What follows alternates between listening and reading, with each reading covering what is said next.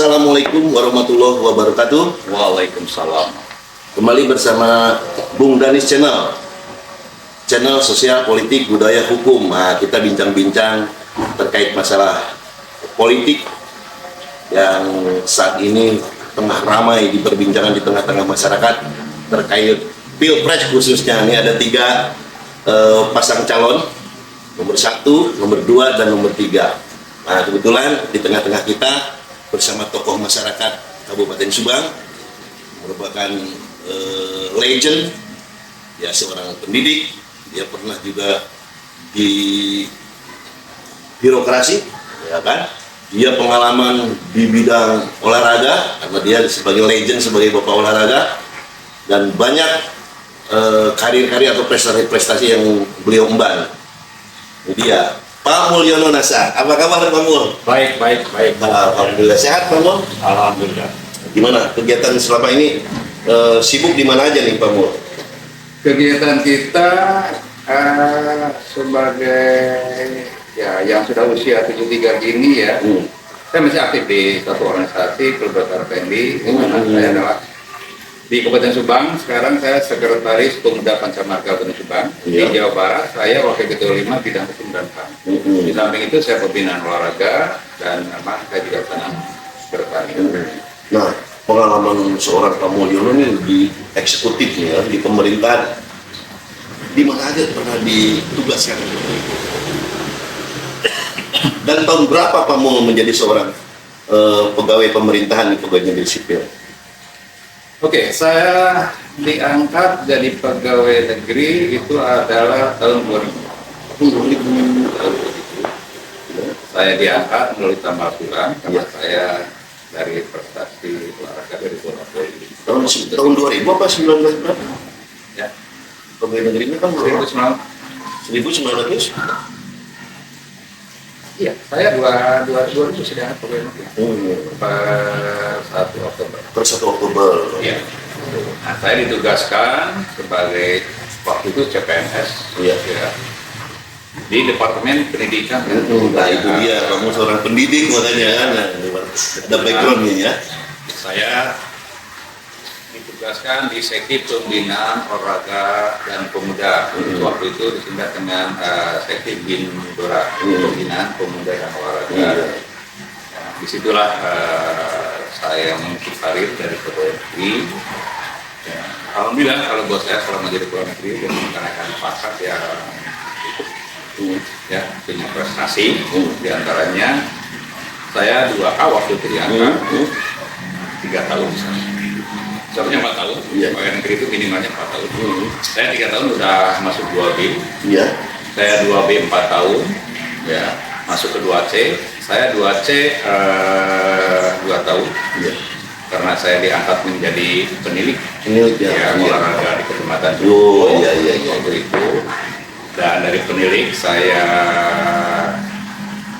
ditugaskan oleh Pemuda Pancamarga ya untuk mengikuti Latsarmil, latihan dasar kemiliteran di Tipo Bogor selama 2 minggu. Ada korelasinya ya sebagai anak kolong ya? Iya, betul sekali. Iya.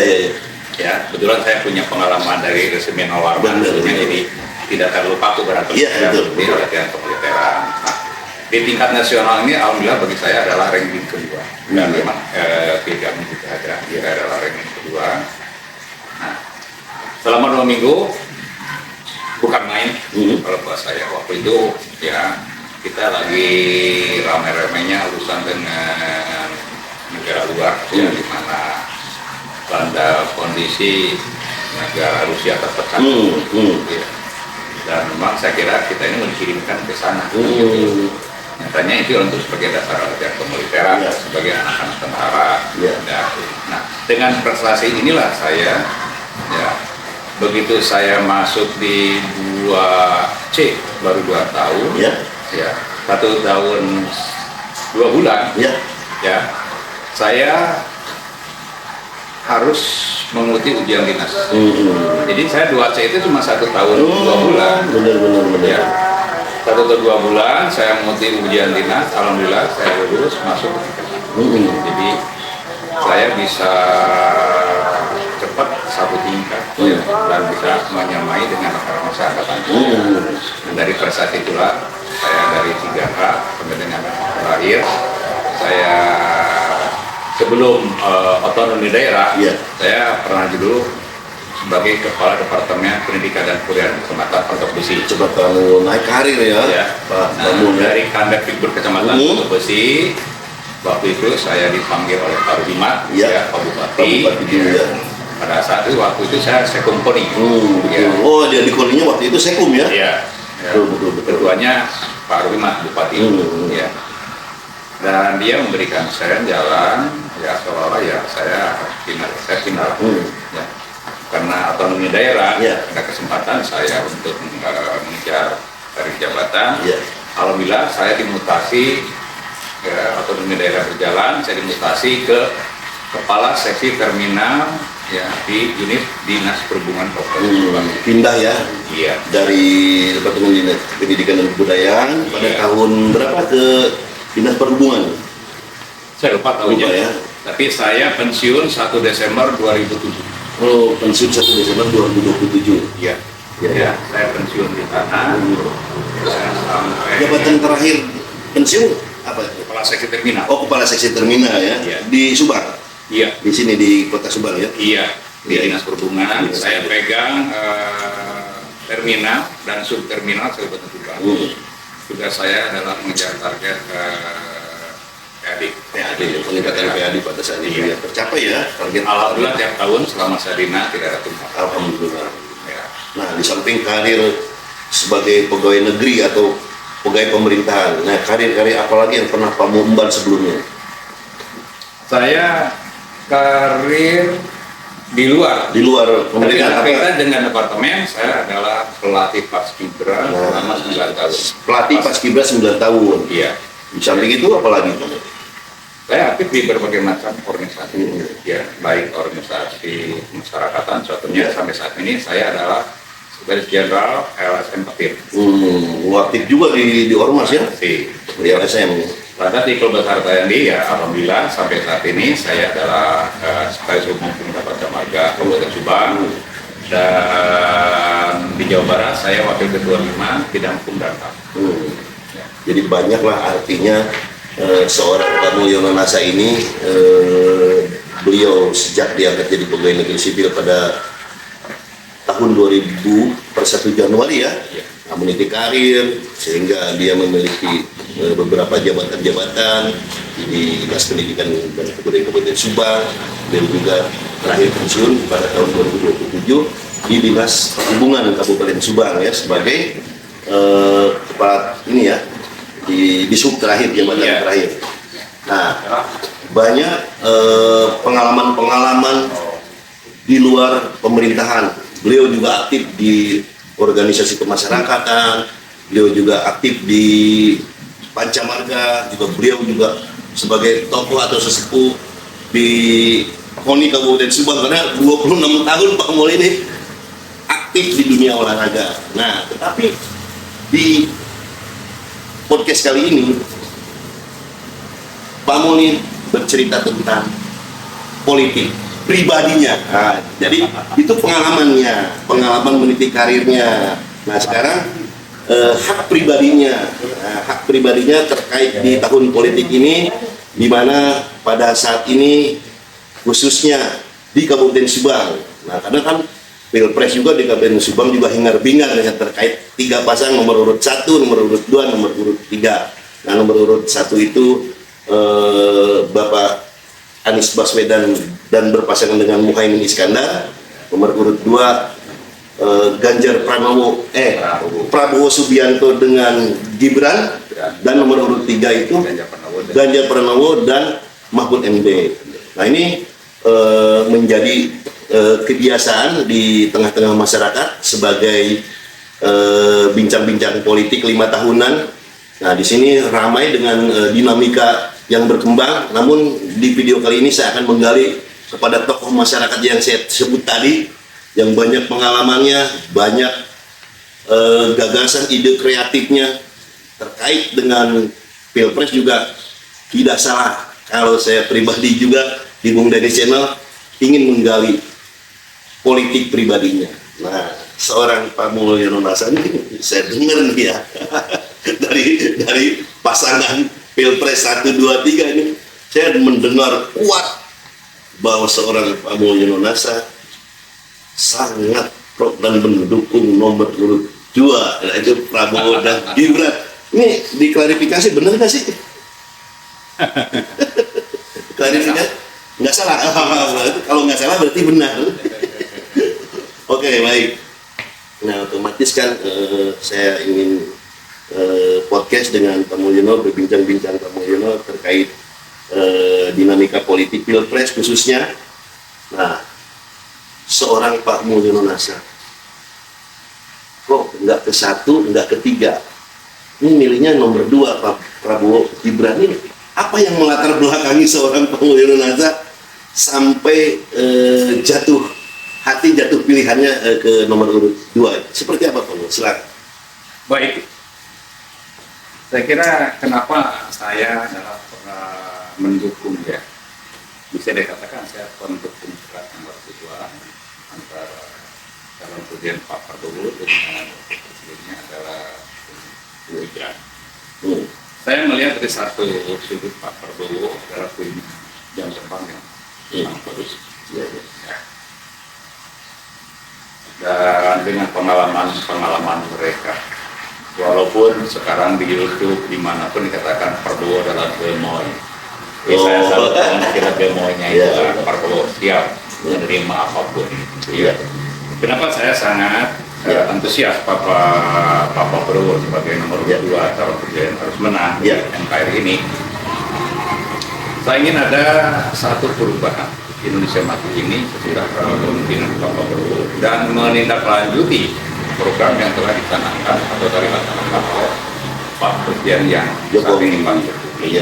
Mudah-mudahan ini bersinambungan. Karena kalau dari presiden-presiden tidak bersambungan, ya mau kemana?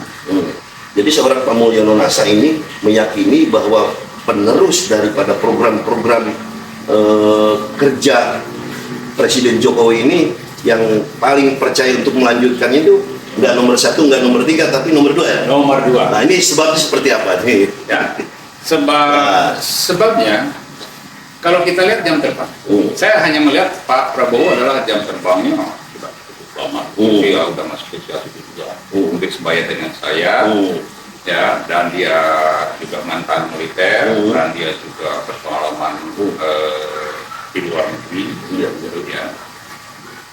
Dan memang dia segala-galanya. Betul ya. Dari lain yang lain. Ya, segala-galanya. Mungkin barangkali dari apa yang kamu ceritakan tadi tentang kredibilitasnya seorang Prabowo Subianto, dari pengalamannya beliau di militer, pengalamannya beliau juga melatih militer di luar negeri, pengalamannya beliau menjadi seorang Menteri Pertahanan ya, ini kan nggak main-main kan, tadinya di 2019 ini berlawanan ya dengan seorang Presiden Jokowi. Nah ini dengan kehebatan kebesaran jiwa seorang Prabowo berrekonsiliasi dengan Jokowi, ini luar biasa. Penilaian Pak Prabowo sendiri dengan sikap Pak Prabowo gabung di ini seperti apa? Saya kira tidak seperti Pak. Kan tadinya lawan ya di 2019. Tapi mau gabung nggak kecewa nih Pak Prabowo sebagai pendukung Pak Prabowo, kenapa? Tidak ya? Tidak, karena mereka juga kan begini ya. Kalau kita ingin memenangkan suatu masalah, kita harus tahu dulu narasi daripada pejuang itu. Betul. Ya, prestasinya sejauh mana, kelemahannya di mana. Dia bisa baca dulu. Ya, nah, walaupun nanti gaya kepemimpinan mereka ya punya rasa sendiri. Kan gitu. Tinggal mengisi mereka di kelemahannya. Salah satu prestasi yang saya baca sekarang, baru saya lihat salah satu diantaranya Menhan ya mampu, gitu ya. Sampai dengan yang saya tahu, para babinsa di tingkat desa sampai dapat 1 unit kendaraan. Itu untuk nasional mereka ya di lapangan. Dengan itu aja, ya berarti mereka sangat perhatian. Ya. Sampai ke tingkat Iya. bawahnya Babinsa itu ya. Karena mereka menhan. Oh iya. Baru mereka menhan. Apalagi kalau jadi presiden. Dan taingannya lah menjadi presiden, taingan ke rakyat kecil. Baru menhan itu ya. Baru menhan. Karena kemenangan menhan kan. Betul. Masih ada kepedulian kepada tingkat yang paling terbawah yang Babinsa itu mendapatkan bantuan 1 unit kendaraan motor ya untuk operasional. Betul. Ya, dari situ aja. Itu baru kelihatan ya dari itu. Oh iya. Malah kalau jadi presiden, saya yakin ya Indonesia akan lebih maju di bawah pimpinan Pak Prabowo. Nah, itu kan maklum lah di 5 tahunan musiman 5 tahun nih, musim pilpres ya. Itu kan nggak sedikit juga yang yang menyerang Pak Prabowo, seolah-olah Pak Prabowo juga punya masa lalu terkait dengan HAM. Nah ini seperti apa menilainya Pak Mul nih? Artinya serangan-serangan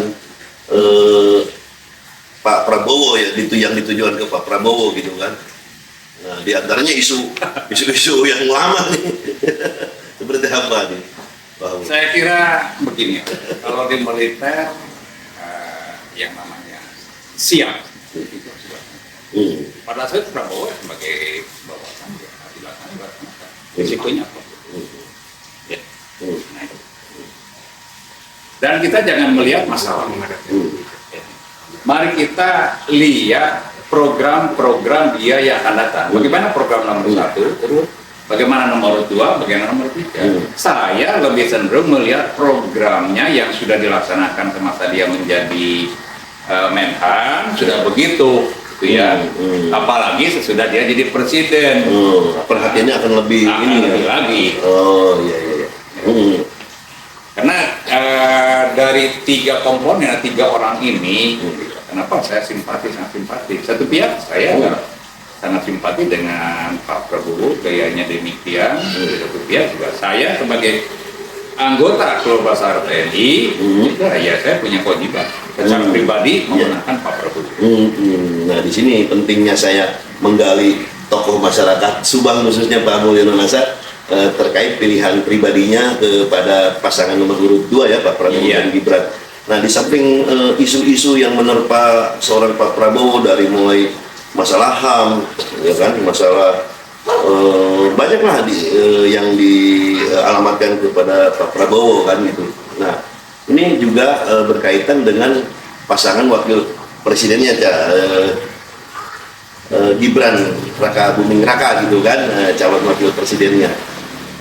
Ada seolah-olah pemberian karpet merah terkait dengan putusan MK yang ramai ya dibicarakan di Subang juga banyak sekali masyarakat yang membicarakan terkait dengan pemberian karpet merah dalam tanda petik kepada putra mahkota, artinya Gibran Raka Buming Raka untuk mendampingi Prabowo. Nah ini pandangan kamu sendiri seperti apa nih hasil putusan MK terkait usia atau syarat usia gitu kan?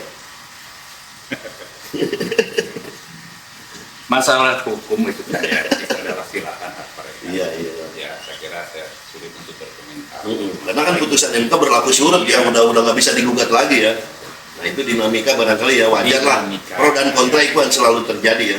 Tapi Pak Mul selaku pencinta Pak Prabowo menanggapinya seperti apa? Saya bangga justru dengan Pak Prabowo mengambil daripada Gibran ini. Karena apa? Ya orang kan punya strategi untuk mencari kemenangan. Ya, strategi mencari kemenangan dia adalah milenial. Anak muda ya, anak muda yang pengalaman sebagai wali kota Solo. Baru pun 2 tahun saya yakin. Iya. Siapa dulu itu bapaknya. Ya mungkin Bapak daya nanti di pengawasan bapaknya. Artinya didikan ilmu pemerintahannya, ilmu politiknya atau ilmu apa yang dimiliki oleh seorang bapaknya akan tentu diberikan kepada anaknya barangkali seperti itu menurut pandangan kamu ya. Betul. Terus untuk di Subang sendiri dukungan Prabowo Gibran banyak atau seperti apa kamu lihatnya di Subang khususnya? Cukup banyak. Ya. Saya lihat di sini ada relawan 2. Ya. Ada relawan di bawah pimpinan Bu Mary. Oh iya, Prawiro ya. Iya, ada relawan dan pimpinan Bung Wawan. Iya iya. Jadi saya tidak gabung di sana, saya tersendiri dan saya siap berjuang untuk Prabowo di Kabupaten Sumbawa. Artinya walaupun kamu tidak ikut langsung di organisasi relawan atau di partai Gerindra, tetapi secara pribadi seorang Pramono Yonasa punya simpati, punya keinginan besar, harapan besar, cita-cita besar kepada Prabowo Subianto dan Gibran. Nah ini menurut kamu sendiri untuk Kabupaten Subang berapa persen nih kira-kira Prabowo Gibran menang? Kalau untuk Subang diharapkan 50-100%. Wah, 50% plus lah ya. 50%. Menang ya. Iya, satu putaran. Satu putaran, wah ini hampir menyeluruh secara nasional ya, cita-cita untuk menang di satu putaran. Nah ini mungkin ya di Subang untuk satu putaran, seperti apa menurut kamu? Mudah-mudahan aja. Ya, Subang aman. Ya, di dalam pelaksanaan nanti tercapai. Jadi kita akan kami cukup satu putaran dengan damai. Damai, riang gembira, aman, tanpa adanya kerusuhan atau apapun yang tidak diharapkan ya. Iya, insya Allah saya percaya kepada tokoh masyarakat, saya percaya kepada para petugas baik itu dari kepolisian maupun dari ataupun dari ada panwas lah kalau di sini ya.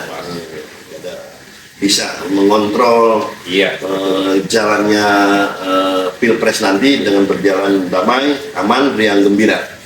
Nah terus jika nih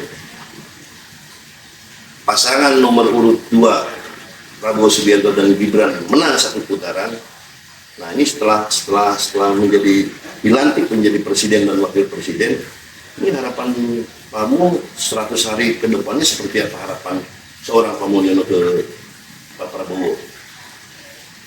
Saat diharapkan oleh saya adalah Pak Prabowo segera membuat satu tim, ya, apa dikatakan Indonesia Maju.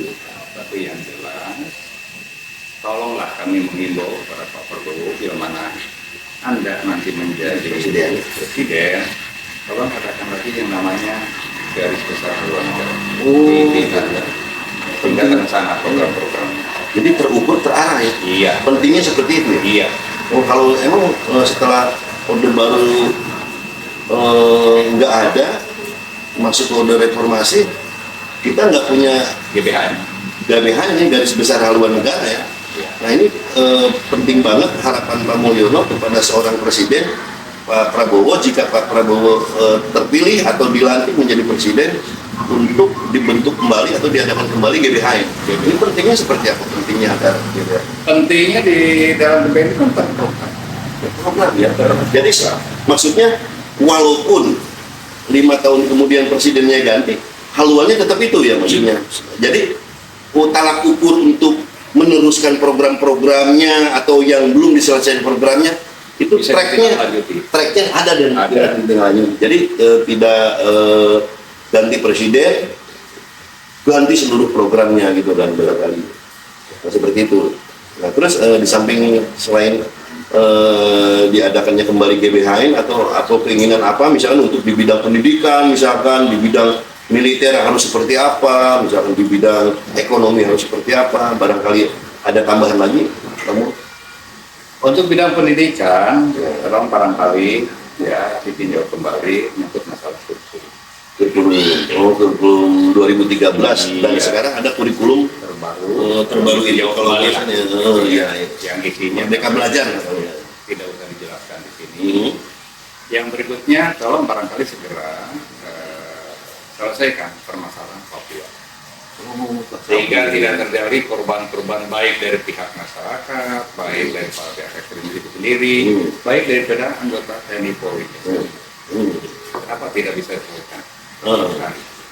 Memang di sini dilematis ya, banyak dinamika di masyarakat terkait dengan KKB, karena kenapa harus KKB, kriminal bersenjata, kenapa enggak disebut teroris bersenjata gitu kan? Karena kalau kriminal bersenjata otomatis kan kondisi politik Indonesia terkait dengan militer bila mana melakukan satu penyerangan atau dalam tanda petik pemberantasan KKB dianggapnya kan melanggar HAM. Nah ini kena banyak masyarakat yang berbicara kenapa harus KKB namanya. Nah jadi harusnya diganti teroris bersenjata. Nah ini pandangan Pemul seperti apa terkait KKB ini? Kenapa harus diselesaikan? Kalau tidak selesaikan, Ya. Papua akan terdepan. Terus-terusan dirongrong ya. Jadi kita sebagai warga negara Indonesia ya, yang berpancasila itu harus mampu menjalankan Papua. Selama Papua tidak terselesaikan, kita akan menjadi sorotan luar negeri. Benar. Apapun resikonya. Karena di balik itu pun ada kepentingan pihak-pihak luar yang memprovokasi terhadap pihak KKB. Betul. Jadi kan merongrong bangsa kita, merongrong kesatuan negara Republik Indonesia ya Pemul ya. Betul. Ya, jadi harapan Pemul kepada Pak Prabowo kelak menjadi presiden, dilantik menjadi presiden untuk segera membereskan KKB gitu. KKB kenapa tidak bisa beres? Aceh aja kok bisa beres? Oh iya benar. Ya. Kenapa KKB nggak bisa ya? Bisa. Benar. Tapi tolonglah. Benar. Ya, dengan cara yang Benar. Jadi tidak melanggar HAM lah. iya, betul. Ya. Terus di samping KKB tadi kan pendidikan sudah gitu kan. Nah itu KKB juga untuk segera diselesaikan gitu kan. Karena ada contoh GAP juga bisa selesai, kenapa KKB nggak bisa selesai? Iya. Untuk ekonomi gimana nih, Pak? Kalau untuk ekonomi, kami yakin dengan kemungkinan Pak Prabowo akan lebih ada peningkatan. Karena kalau Tumbuh ya, saya ekonomi. background daripada ayahnya, dia itu pakar ekonomi Indonesia. Benar. Ya. Jadi harapan Pamul terkait ekonomi kepada Pak Prabowo supaya ada peningkatan kesejahteraan, terus UMKM berkembang gitu kan. Nah, terus ekonomi kemasyarakatan lah, baik di kota, di pedesaan gitu kan, bisa tumbuh dan diharapkan dengan Pak Prabowo menjadi presiden juga ekonomi kita bisa naik menjadi 5 atau 6 ini ya poin gitu kan, 5% atau 6 atau 7%. Mudah-mudahan Ya. dengan kemungkinan Pak Prabowo, saya harapkan justru intinya ada di pendidikan. Kita harapkan pendidikan sekarang ya, mampu nggak nanti Pak Prabowo andai kata ini harapan kami, ini harapan saya, sekolah ini jangan terlalu banyak menyangkut masalah uang. Dikit-dikit orang tua diminta uang. Nah diharapkan Pak Prabowo itu nanti bila mana jadi ya malahan pemerintah yang membantu. Contoh pada masa saya kecil ya pernah saya minum susu di sekolah. Oh iya itu juga masuk program Pak Prabowo tuh untuk minum susu gratis tuh kata Pak Prabowo. Kalau dikasih makanan bergizi, minuman bergizi seperti susu, jadi di samping otaknya sehat, jiwa raganya juga sehat. Nah ini program unggulannya tuh, termasuk di dalam program unggulannya. Dan jalinan kerjasama dari tingkat RT dengan presiden ini harus betul terbuka, ya. Jangan sampai terjadi ada anak putus sekolah. Benar. Drop out ya. Betul. Banyak di Indonesia ya, dengan adanya Pak Prabowo jadi presiden ini mudah-mudahan sedikit ada penurunan ya anak-anak yang putus sekolah. Bahkan bila perlu ditingkatkan beasiswanya untuk anak-anak SMA khususnya yang mau ke perguruan tinggi nih. Kan kalau SD, SMP, SMA kan sudah ada bos. Nah barangkali bosnya ditingkatkan lagi dan beasiswa untuk anak ke perguruan tinggi, baik ke perguruan tinggi lokal maupun ke perguruan tinggi internasional di luar negeri. Nah terus untuk ini desa. Nah ini kan katanya di program Pak Prabowo untuk satu desa ini anggaran desanya itu akan ditambah menjadi 5 miliar. Menurut penilaian Pemul seperti apa ini? Apakah hanya sekedar ini doang itu untuk menarik para kepala desa, perangkat desa supaya memilih beliau, atau memang menurut Pemul bisa direalisasikan anggaran desa itu mencapai 5 miliar? Saya yakin bisa. Bisa. Ya, bantuan ke desa itu sampai dengan 5 miliar. Ya. Jadi kebutuhan desa memang real banyak ya Pak Mulyo. Ya. Hanya dengan catatan bisa tercapai dengan 5 miliar gitu. Bila mana Anda semua jujur, tidak korupsi. Nah, jadi Pak Mulyo juga mau menyatakan atau menegaskan kepemimpinan Prabowo Gibran juga akan lebih konsen kepada pemberantasan korupsi juga ya. Harus. Benar. Jadi kalau pemerintahnya bersih, otomatis program-program atau anggaran-anggaran ini bisa bertambah banyak ya Pak Mulyo, dan bisa bermanfaat buat masyarakat seluruh Indonesia sampai ke pelosok desa gitu. Karena negara Indonesia ini sebenarnya nggak usah kayak begini. Ya. Kita negara Indonesia ini udah di atas 50 tahun merdeka. Ya. Barangkali di Asia ini, kalau saya lihat ya, mohon maaf bila mana saya salah ya.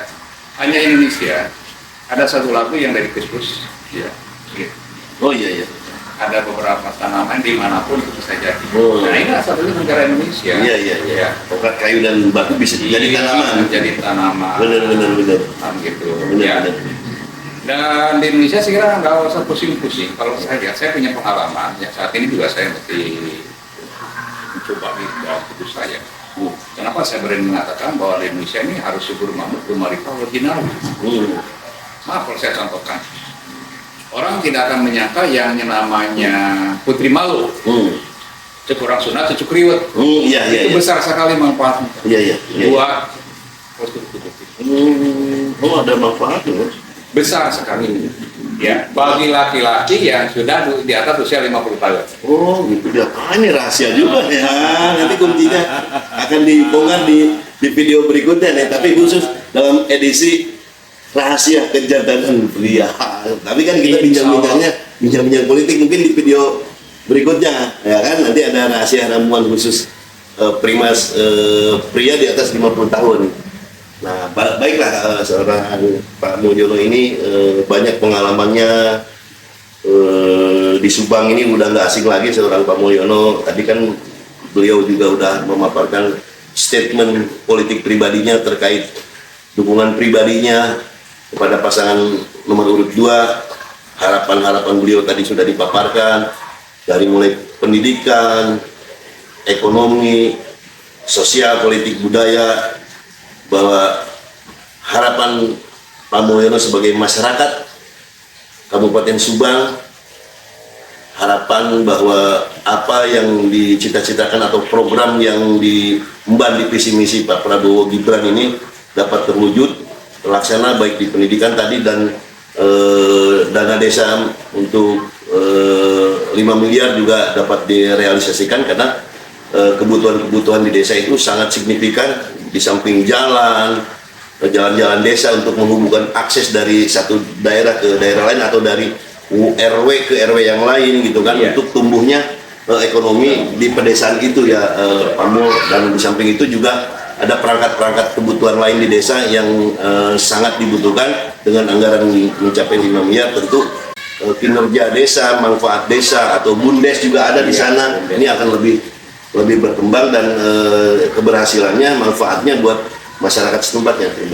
Nah terus untuk closing statement terakhir nih Pak Mul, harapannya seperti apa kepada masyarakat Kabupaten Subang terkait dengan program-program yang sangat luar biasa dari Prabowo Gibran ini? Harapan saya kepada masyarakat Kabupaten Subang, mari kita baca siapa Pak Prabowo, bagaimana programnya. Nah, itu semua program bagus. Nah, namun yang tertera dan tidak. Tapi kami atau saya meyakinkan, saya imbau masyarakat, mari kita menangkan nomor 2. Calon kita Pak Prabowo dengan Insya Allah Indonesia akan lebih maju. Amin.